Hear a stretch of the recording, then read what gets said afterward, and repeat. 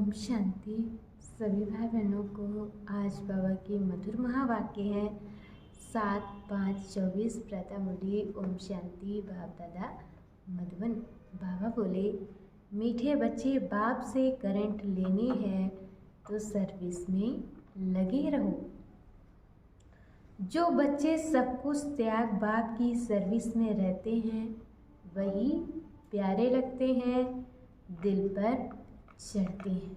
जो बाबा की सर्विस में लगे रहते हैं वही बाबा को प्यारे लगते हैं और दिल पर चढ़ते हैं। प्रश्न है, बच्चों की स्थायी खुशी क्यों नहीं रहती? मुख्य कारण क्या है? उत्तर में बाबा ने बताया है, याद के समय बुद्धि भटकती है। स्थिर बुद्धि ना होने के कारण खुशी नहीं रह सकती। माया के तूफान दीपकों को हैरान कर देते हैं। जब तक कर्म अकर्म नहीं बनते हैं तब तक खुशी स्थायी नहीं रह सकती है। इसलिए बच्चों को यही मेहनत करनी है। ओम शांति। जब ओम शांति कहते हैं तो बड़े उल्लास से कहते हैं। हम आत्मा शांत स्वरूप हैं। अर्थ कितना सहज है। बाप भी कहेंगे ओम शांति और दादा भी कहेंगे ओम शांति। वह कहते हैं मैं परमात्मा हूँ और ये कहते कि मैं आत्मा हूँ। तुम सब सितारे हो। सब सितारों का बाप भी चाहिए ना। गाया जाता है सूर्य, चांद और लकी सितारे। तुम बच्चे हो मोस्ट लकी सितारे, उनमें भी नंबरवार हैं। जैसे रात को चंद्रमा निकलता है फिर सितारों में कोई डिम होते हैं, कोई बड़े तीखे होते हैं, कोई चंद्रमा के आगे होते हैं। सितारे हैं ना, तुम भी ज्ञान सितारे हो। चमकता है भ्रकुटी के बीच में वंडरफुल सितारा। बाप कहते हैं ये सितारे यानी कि आत्माएं बड़ी वंडरफुल हैं। एक तो इतनी छोटी बिंदी है जिसका कोई को पता नहीं है। आत्मा ही शरीर से पार्ट बजाती है, ये बड़ा वंडर है। तो तुम बच्चों में भी नंबरवार हैं, कोई कैसे और कोई कैसी।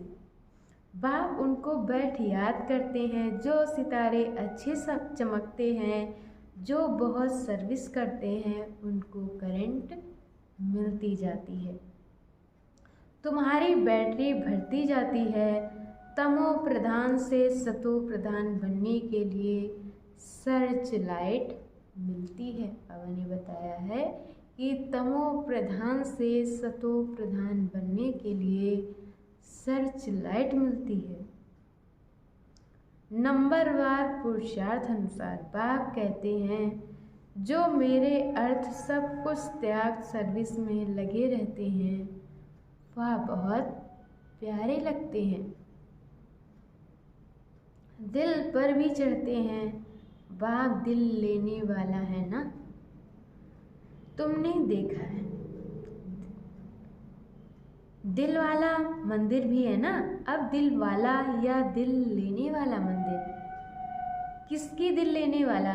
तुमने देखा है ना, प्रजापिता ब्रह्मा बैठा है ना। जरूर उनमें शिव बाबा की प्रवेशता है। और फिर तुम देखते भी हो ऊपर में स्वर्ग की स्थापना भी है। नीचे बच्चे तपस्या में बैठे हैं। ये तो छोटा मॉडल रूप में बनाया है। तो जो बहुत अच्छी सर्विस करते हैं वे बहुत मददगार हैं। जो बाबा की बहुत अच्छी सर्विस करते हैं वही बाबा के बच्चे बहुत मददगार हैं। महारथी घोड़े सवार प्यादे हैं ना। ये मंदिर यादगार बहुत अच्छा एक्यूरेट बना हुआ है। तुम कहेंगे ये हमारा ही यादगार है। अभी तुमको रोशनी मिली है और कोई को भी ज्ञान का तीसरा नेत्र नहीं है। भक्ति मार्ग में तो जो मनुष्यों को सुनाते हैं सत सत करते जाते हैं, वास्तव में है झूठ उनको सच समझते हैं। अब बाप जो ट्रुथ है वह बैठकर तुमको ट्रुथ सुनाते हैं, जिससे तुम विश्व के मालिक बनते हो। बाप तो कुछ भी मेहनत नहीं कराते हैं, सारे झाड़ का राज तुम्हारी बुद्धि में बैठ गया है। तुमको समझाते तो बहुत सहज हैं, परंतु टाइम क्यों लगता है। बाबा ने बताया है कि तुमको समझाते तो बहुत सहज हैं, फिर टाइम क्यों लगता है। नॉलेज व वर्षा लेने में टाइम नहीं लगता, टाइम लगता है पवित्र बनने में।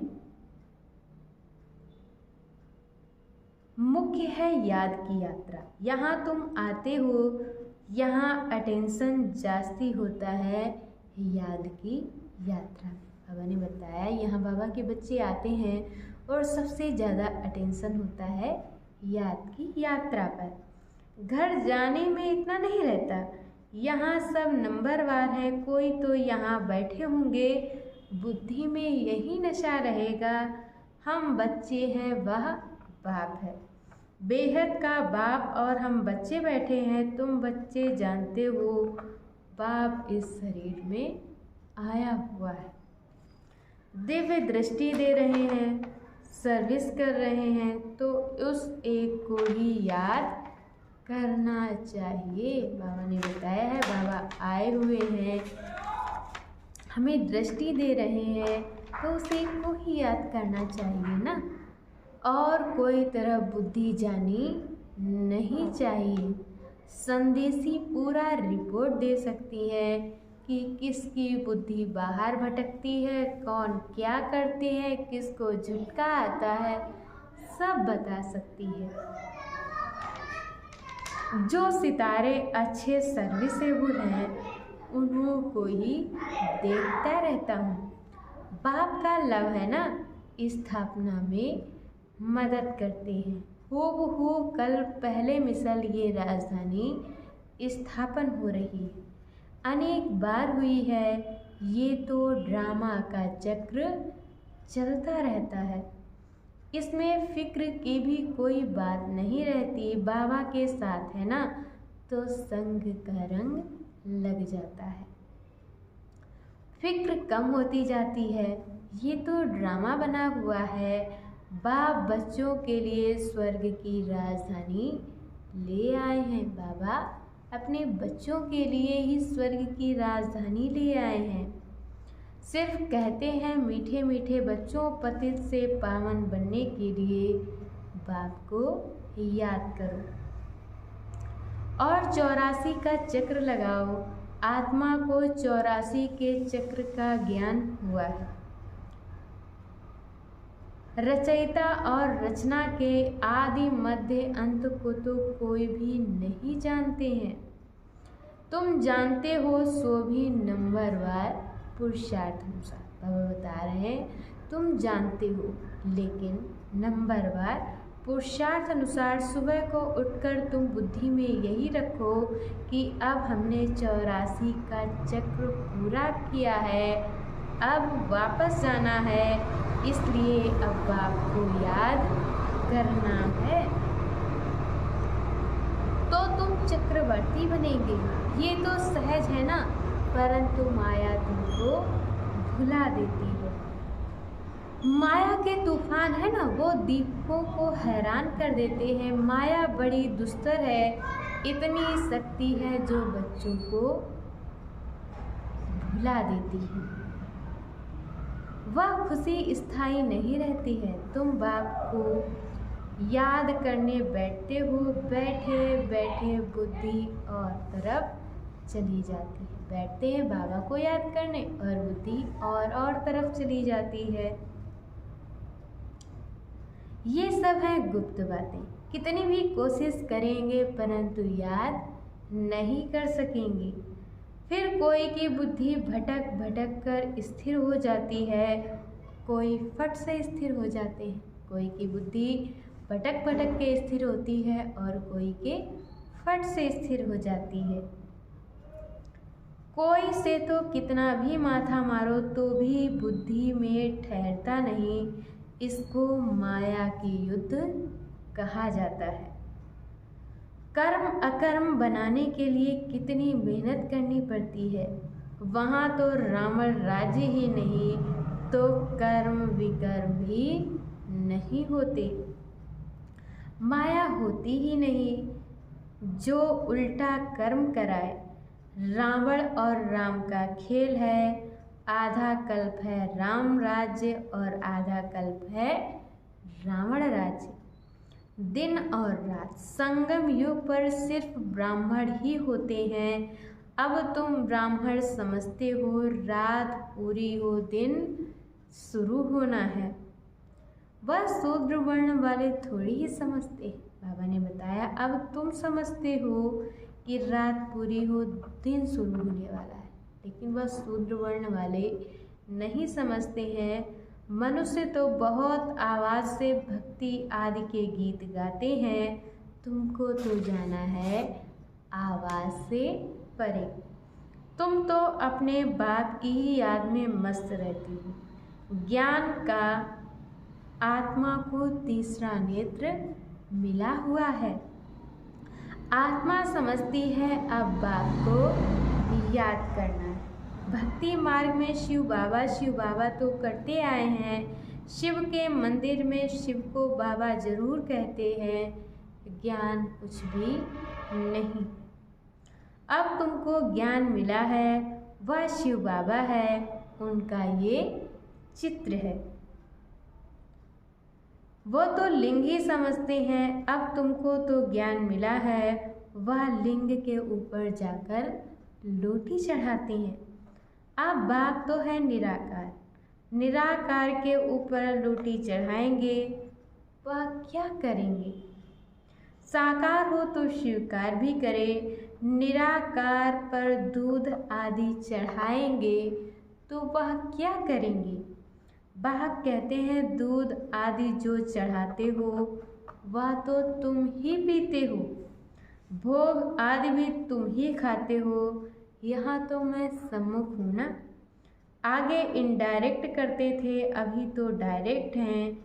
नीचे आकर पार्ट बजा रहे हैं, सर्च लाइट दे रहे हैं। बच्चे समझते हैं मधुबन में बाबा के पास ज़रूर आना चाहिए, वहाँ हमारी बैटरी अच्छी चार्ज होती है। घर में तो गोरख धंधे आदि में अशांति ही लगी हुई है। बाबा ने बताया है कि घर के गोरख धंधे में अशांति ही लगी हुई है और इस समय सारे विश्व में अशांति है। तुम जानते हो अभी हम शांति स्थापन कर रहे हैं योग बल से। बाकी राजाई मिलती है पढ़ाई से। कल पहले भी तुमने ये सुना था और अब भी सुनते हो। जो कुछ एक्ट होती है फिर भी होगी। बाप कहते हैं कितने बच्चे आश्चर्यवत भागंती हो गए। मुझ मासूम को इतना याद करते थे, अब मैं आया हूँ तो फिर छोड़कर चले जाते हैं। माया कैसा थप्पड़ लगा देती है। बाबा अनुभवी तो है ना। बाबा को अपनी सारी हिस्ट्री याद है। सिर पर टोपी, नंगे पांव दौड़ता था। मुसलमान लोग भी बहुत प्यार करते थे, बहुत खातिरी करते थे। मास्टर का बच्चा आया जैसे गुरु का बच्चा आया। बाजरी का ढोडा खिलाते थे। यहाँ तो बाबा ने 15 दिन प्रोग्राम दिया था ढोडा और छाछ खाने का। साकार में बाबा ने बच्चों को केवल 15 दिन तक ढोडा और छाछ खाने का प्रोग्राम दिया था और कुछ भी नहीं बनता था। बीमार आदि सबके लिए यही बनता था, किसको कुछ भी हुआ नहीं। और ही बीमार बच्चे भी तंदुरुस्त हो गए और बच्चे जो बीमार थे वो भी तंदुरुस्त हो गए। देखते थे आसक्ति टूटी हुई है, ये नहीं होना चाहिए या ये चाहिए। चहना का चूहरा, चहना को चूहरा यानी कि जमादार कहा जाता है। यहाँ तो बाप कहते हैं मांगने से बढ़ना भला। बाप ही जानते हैं बच्चों को क्या देना है, जो कुछ देना होगा वह खुद ही देंगे। ये सब ड्रामा बना हुआ है। बाबा ने तो पूछा था ना, बाप को जो बाप भी समझते हैं और बच्चा भी समझते हैं वह हाथ उठाएं। तो सबने हाथ उठाया। हाथ तो झट उठा देते हैं। बाबा कुछ पूछते हैं तो बाबा के बच्चे हाथ तो झट उठा देते हैं। जैसे बाबा पूछते हैं लक्ष्मी नारायण कौन बनेगा, तो झट हाथ उठाएंगे। ये पारलौकिक बच्चा भी जरूर ऐड करते हैं। ये तो माँ बाप की बहुत सेवा करते हैं, 21 जन्म का वर्षा देते हैं। बाप जब वानप्रस्थ में जाते हैं तो फिर बच्चों का फर्ज है बाप की संभाल करना। बाबा बता रहे हैं कि माँ बाप अपने बच्चों की कितनी प्यार से पालना करते हैं। तो जब बच्चों की भी बड़े हो जाते हैं और माँ बाप की वानप्रस्थ अवस्था हो जाती है तो उनके भी बच्चों को सेवा करनी चाहिए।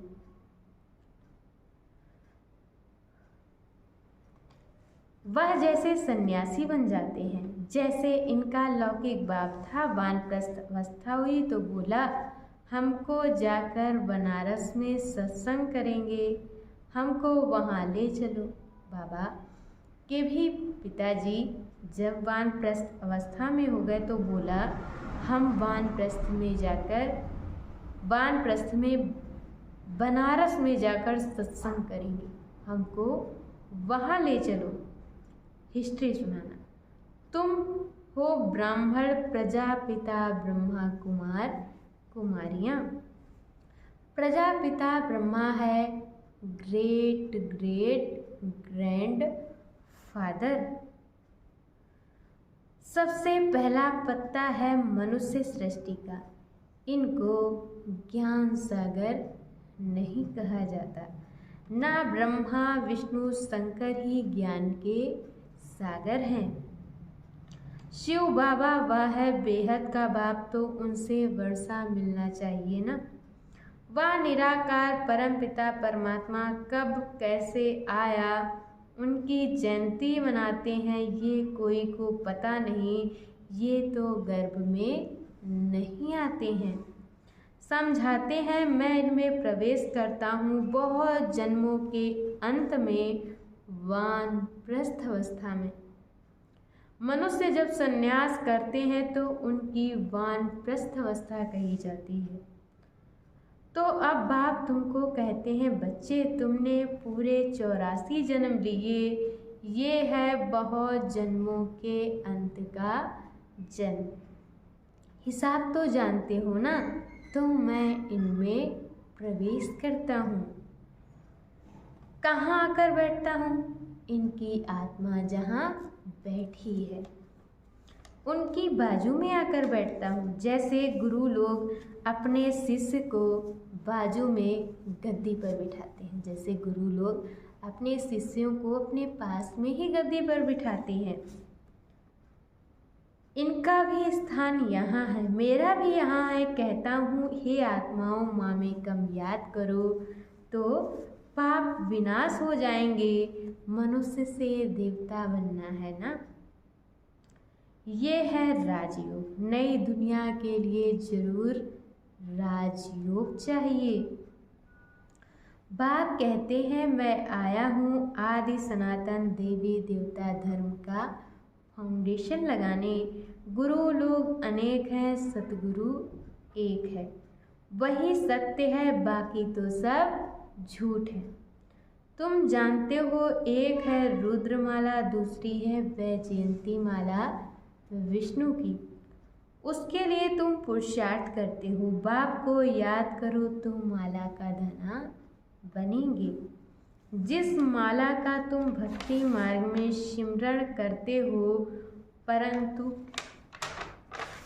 जानते नहीं हो ये माला किसकी है। भक्ति मार्ग में माला की सिमरन तो करते रहते हैं, माला फेरते तो रहते हैं, लेकिन उसका यथार्थ अर्थ नहीं जानते कि ये माला किसकी है।